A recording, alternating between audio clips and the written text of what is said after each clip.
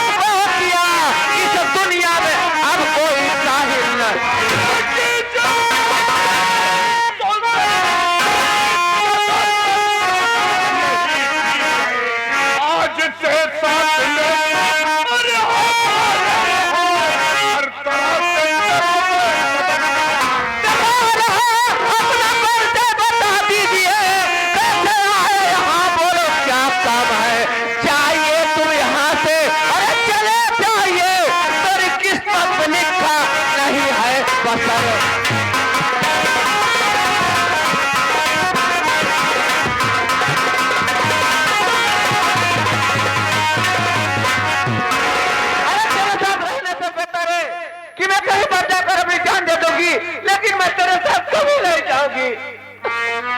बदला कितने घर बर्बाद कर दिया होगा और बदला कितने बच्चों को नष्ट कर दिया होगा और कितने बेटी की लू लिया होगा। मैं तेरे साथ कभी नहीं जाऊंगी।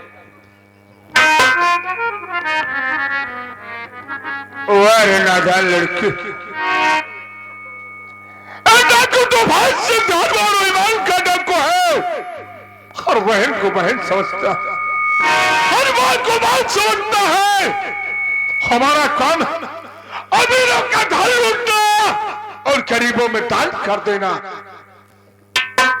ये आगे हमारे पारसनाथ यादव, पारसनाथ यादव जो कि आर्मी वाले बड़े भाई साहब, इस सीन को देखते हुए 21 रुपया पुरस्कार करते हुए भैया को बार बार प्रणाम हो, धन्यवाद। एक बात ये हो, मरने से पहले यह बताओ कि तुम्हारा नाम क्या है और तुम कहां की रहने वाली है? कौन ऐसा दरिंदा पैदा हो गया जो कि तुझे मरने से मजबूर कर दिया? हाँ, आगे भाई हमारे बेटे पारसनाथ यादव जी आर्मी वाले, आप दोनों जन के लिए 21 रुपया स्पेशल में देते हुए धन्यवाद। मेरा नाम ज्योति है और मैं गांव चंदरपुर के रहने वाले हूँ। हमारे पिताजी का नाम भोला किसान था। गरीबी कारण हमारे बाबूजी ने शेर गिरधारी लाल के यहाँ से 5 रुपए कर्ज लाए थे और वो कर्ज ना दे सके। एक दिन वो हरामखोर हमारी झोपड़ी पर आया और हमारे हिसाब ने हमारे बाबूजी को गोली मार दिया और गोली मार देने के बाद में जबरदस्ती मुझे अपनी हवेली उठा ले गया और वो ले जाने के बाद में वो हरामखोर मेरी इज्जत लूट लिया। किस तरीके से कर बाहर कराई। अगर मैं सोची कि अगर मैं इस दुनिया में जिंदा रहूंगी तो लोग मुझे ताना मारेंगे, लोग मुझे धिक्कारेंगे, ये दुनिया वाले मुझे चैन से जीने नहीं देंगे। इसलिए मैं अपनी जान देने जा रही थी। लेकिन एक बात तुम ये बताओ, एक डाकू इतने बेरहम बेदर्द होते हैं जो कि उनके सीने में दिल ही नहीं होता है, और तुम किस तरह के डाकू हो जो हमारी कहानियां सुनकर तुम्हारे आंखों में आंसू आ रहे हैं। ज्योति, आज तुझसे अपनी बीती हुई कहानी बताऊंगा, उसको बताने के बाद मैं यहाँ से चला जाऊंगा। तेरा घर चंदनपुर में है और उसी चंदनपुर के बगल एक रामपुर गरीब बस्ती है। उसी गरीब बस्ती का रहने वाला मेरा नाम मोहन है। तेरे जैसे मेरे पास भी एक बहन थी। हमने गरीबी के कारण शहर के धारीलाल के हाथ से 500 रुपया कर्ज लिया था। गरीबी के कारण कर्ज नहीं दे पाया। एक दिन सेठ गिरधारीलाल मेरी झोपड़ी पर आया। मैं शहर काम करने चला गया था। मेरी बहन को अकेली पा करके हरामखोर ने मेरी बहन की इज्जत को लूट लिया। इज्जत लूटने के बाद उसे चाकू मार दिया। यहां तक कि खून का इल्जाम भी मुझ पर लगा दिया। मैं थाने से भाग करके अपनी जिंदगी को खत्म कर देना चाहता था, लेकिन मां भवानी की कृपा है कि आज मैं डाकू बनकर और डाकू बना हूं तो ना सिर्फ बहन की इज्जत का बदला लेने के लिए, न तो किसी की बहन बेटी की इज्जत आबरू लूटने के लिए। जो थी मेरी बात वो माफ करना। मैं जा रहा हूं यहां से बाहर दुनिया।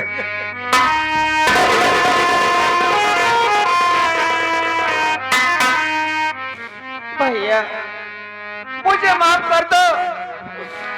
मुझे यह नहीं मालूम था कि हमारी जैसी कहानियां तुम्हारे ऊपर बीती हुई है। अरे तुम तो अपनी बहन का बदला लेने के लिए अपने हाथों में बंदूक उठा लिए, इसलिए तुम मर दो ना भैया। अरे मैं एक औरत हूँ, अगर इस दुनिया में मैं जिंदा रहूंगी तो मैं क्या कर सकती हूँ? नहीं बहन ज्योति, नारियों को तो सिर्फ ऊपर वाले ने मजबूर किया है, नहीं तो किसी मर्द से कम ताकत नारियों में नहीं होती है। अरे तू कहती है मैं एक औरत, मैं क्या कर सकती हूँ? गौर से देख झांसी की रानी लक्ष्मीबाई, जो कि अपने पीठ पर बच्चे को बांध करके घोड़े पर सवार होकर के निकल पड़ी थी अपने दुश्मन का बदला लेने के लिए। एक नारी वो है, एक नारी वो है फूलन देवी, जिसकी भारी समाज में इज्जत लूट ली गई थी। अपने दुश्मन का बदला लेने के लिए अपने हाथ में बंदूक उठा लिया था। अरे तू कहती मैं एक नारी, अरे तोड़ दे इन हाथों की चूड़ियां, उठा दे बंदूक, मिटा दे उन हस्तियों को जिसने तेरी जिंदगी को बर्बाद किया है। अगर तूने मुझे अपने जुबान से भाई कहा है, अगर मेरी एक बात मानेगी तो तुझे एक बहन का प्यार दूंगा।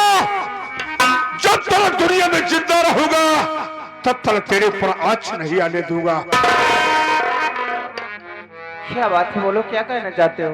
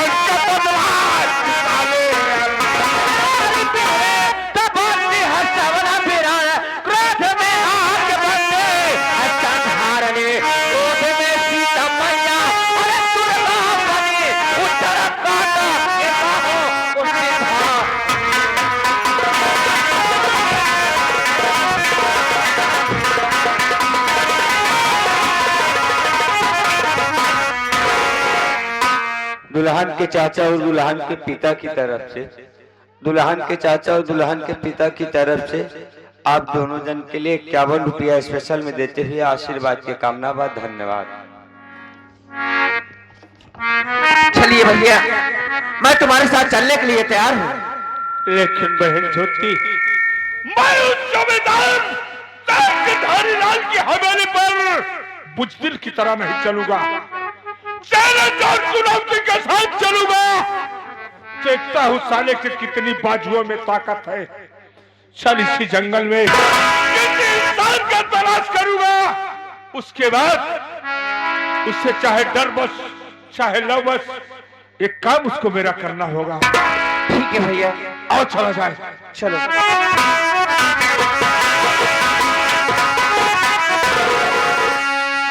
क्या हुआ?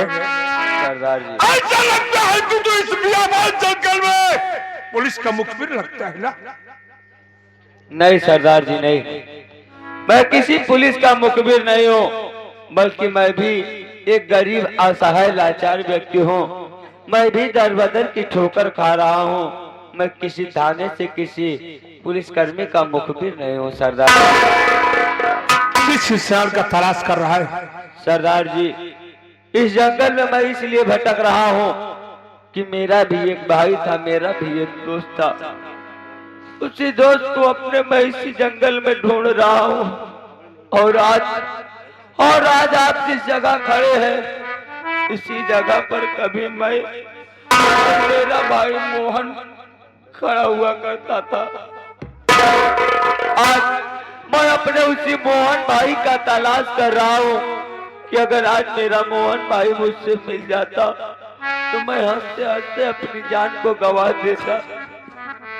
सरदार जी, मैं आपके आगे आज कहता हूँ, कहीं तू सूबेदार तो नहीं है?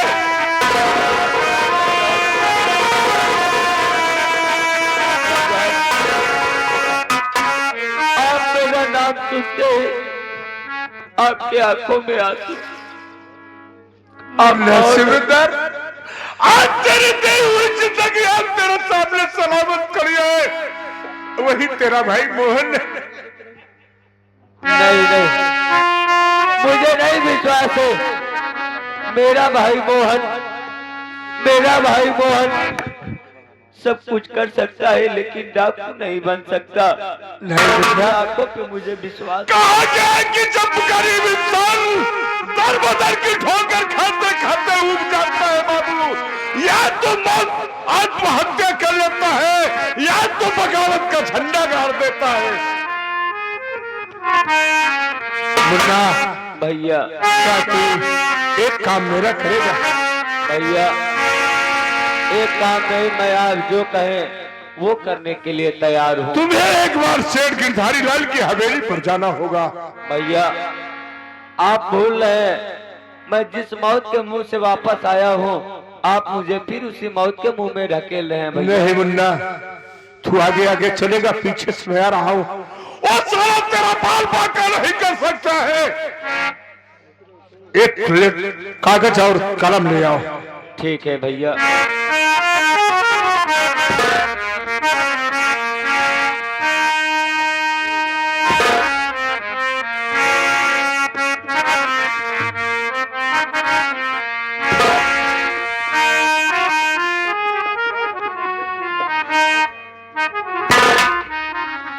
लिखो। बोलिए भैया। सेठ गिरधारी लाल। सेठ गिरधारी लाल, तुझे मालूम, तुझे मालूम हो आज की रात 12:05 पर 12:05 पर तेरे घर डकैती पड़ेगी तेरे घर डकैती पड़ेगी और तुझे जान से मार दिया जाएगा। तुझे जान से मार दिया जाएगा। तू अपनी सुरक्षा के लिए अपनी सुरक्षा के लिए जितनी पुलिस फोर्स लगवाना चाहता है जितनी पुलिस फोर्स लगवाना चाहता है, लगवा ले। लगवा सकता है। तुम्हारा दुश्मन डाकू तूफान सिंह, डाकू तूफान सिंह, डाकू ज्वाला रानी, डाकू ज्वाला रानी, डाकू खुद्दन सिंह, दहशत अली, छल्ला उर्फ छक्का, मैक्सी भाई। ये कौन होगा बे? तू चले चल, इस लेटर को सेठ की हवेली तक छोड़। ठीक है सरदार जी, मैं इस लेटर को तो हवेली पे उसके पहुंचा दूंगा। फिर लेटर पहुंचाने के बाद फिर मैं आपको इसी जगह मिलूंगा। चलता हूं सरदार जी। जय मां भवानी। चल महेंद्र सिंह।